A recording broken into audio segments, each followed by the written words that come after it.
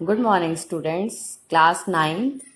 बेटा आज हम आपकी व्याकरण में अर्थ के आधार पर जो वाक्य के भेद दिए हुए हैं उसको समझेंगे कि किस तरह से आपको पेपर में मिलेंगे और आपको किस तरह से पूछा जाएगा। तो आप एक बार इस पूरे के पूरे टॉपिक को अच्छे से समझ लेंगे। तो अब इसको एक बार देख लेते हैं। नीचे लिखे वाक्यों को पढ़िए। गोलू सुबह दूध पीता है, गोलू दूध नहीं पीता है। मैं चाहता हूं गोलू रोज दूध पिए, गोलू दूध पी लेता तो अच्छा होता। आप देख रहे हैं कि एक ही सेंटेंस का है लेकिन उसे चार तरह से प्रयोग किया जा रहा है। तो किसी में वो कथन बन गया, किसी में निषेध बन गया, निषेध मतलब कि नकारात्मक हो गया, किसी में वो इच्छा इच्छा प्रकट कर रहा है, और किसी में वो संकेत, गोलू दूध पी लेता तो अच्छा होता, यानी कि किसी संकेत को प्रकट कर रहा है। यहाँ पे देखिए, गोलू क्या तुमने दूध पिया, यहाँ प्रश्न में कन्वर्ट हो गया है ये। नेक्स्ट देखिए, गोलू दूध पियो आज्ञावाचक हो गया है, गोलू दूध पी गया विस्मय मतलब आश्चर्यचकित होकर ये बात की जा रही है। शायद आज गोलू दूध पिए, शायद आते ही आपको संदेह मन में आ रहा है तो ये संदेह में चला गया है। तो इस तरह से क्लास 9th आपके अर्थ के आधार पर वाक्य के भेद रहेंगे। ये 8 तरह से रहेंगे, तो आज हम इसको ही समझेंगे। यद्यपि पदों में अधिक अंतर नहीं है, फिर भी उपयुक्त वाक्यों के अर्थ भिन्न भिन्न हैं। वाक्यों का प्रयोग किसी न किसी उद्देश्य अथवा प्रयोजन से होता है। कभी हम आज्ञा देकर कोई काम करवाते हैं, कभी प्रार्थना करते हैं, कभी मन की इच्छाओं या भावनाओं को प्रकट करना चाहते हैं, कभी आश्चर्य प्रकट करते हैं और कभी प्रश्न पूछते हैं। इन आधार पर वाक्य के 8 भेद किए जा सकते हैं। तो फर्स्ट है विधानवाचक वाक्य या कथनात्मक वाक्य। इसको हम साधारण वाक्य भी कह सकते हैं, जो कि साधारण तरह से दिया जाएगा आपको। कथनात्मक वाक्यों में किसी वस्तु या स्थिति के बारे में सामान्य बात कही जाती है। उदाहरण, आज विद्यालय में अवकाश है, अंजना रसोई में काम कर रही है, 1947 में भारत स्वतंत्र हो गया। तो आप देख रहे हैं कि इस तरह से इन वाक्यों में क्या है, सिंपल तरह से है। साधारण वाक्य जिसको कहा गया है, साधारण भी कह रहे हैं, विधानवाचक भी कह सकते हैं, कथनात्मक वाक्य भी कह सकते हैं। सेकंड क्या है, निषेधात्मक। निषेध का मतलब ही क्या है कि जहां पे नहीं जो है वो मिलेगा आपको वाक्य में। इसी को ही नकारात्मक भी कह सकते हैं। इनमें किसी कार्य के निषेध का बोध होता है। सामान्यतः सकारात्मक वाक्यों में नहीं न मत लगाकर इन वाक्यों की संरचना की जाती है। जैसे, मेरा मित्र आज विद्यालय नहीं आया, तुम बाहर ना जाओ, मैं यह काम नहीं कर सकता।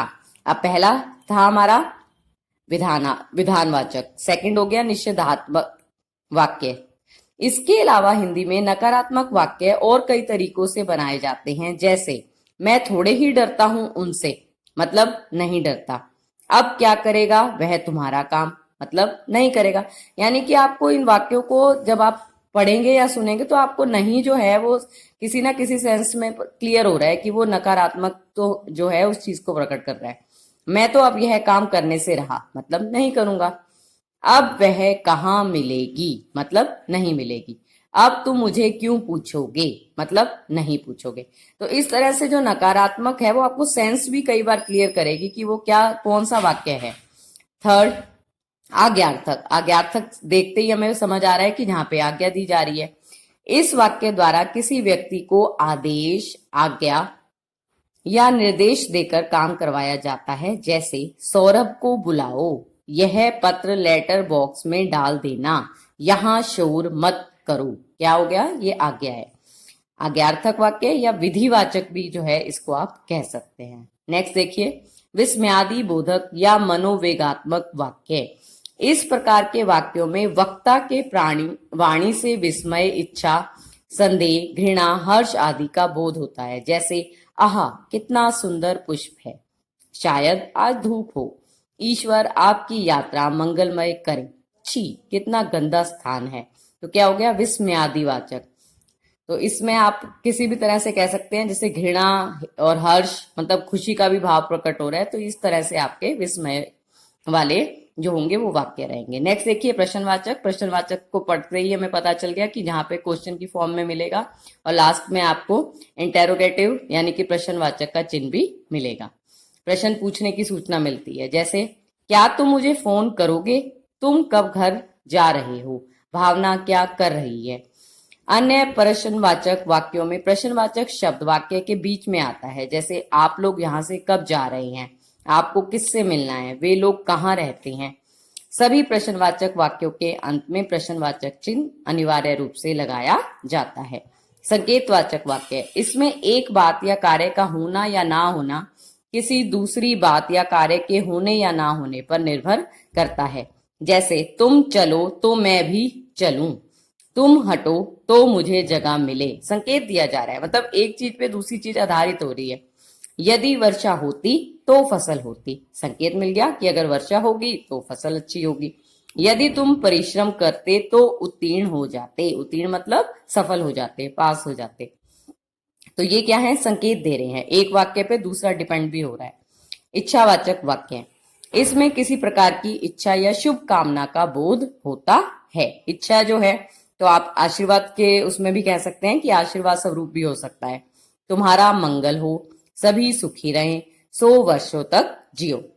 नेक्स्ट है संदेहवाचक, जहां पे आपको शंका मन में आ गई है, वो आपके संकेत जो कर रहे हैं वो संदेह हो जाएगा। कैसे, उसने देखा होगा, मतलब कल्पना कर रहे हो आप कि ऐसा हुआ होगा। मैंने कहा होगा, तुमने सुना होगा। इस तरह से अर्थ की दृष्टि से हमारे जो वाक्य हैं उसके ये 8 बताए गए हैं। तो आपको पेपर में इसी तरह से ये भी हो सकता है कि आपको कहा जाए कि आपको वाक्य दे दिया जाए, कहा जाए कि बताइए कौन सा है, अर्थ की दृष्टि से कौन सा वाक्य है ये। तो आपको इस तरह से इनके 8 के 8 के नाम भी पता होने चाहिए। और या आपको ये भी कहा जा सकता है कि आपको कोई वाक्य दे दिया जाए, जैसे आपको कह दिया जाए कि सौरभ को बुलाओ, इस तरह से वाक्य दे दिया आगे अर्थक का, और इसको कहा जाए कि इसको प्रश्नवाचक में बदलो कि क्या सौरभ को बुलाएं। तो इस तरह से दोनों तरह से आपसे पेपर में पूछा जा सकता है।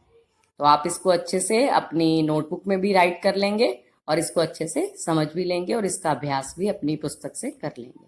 धन्यवाद।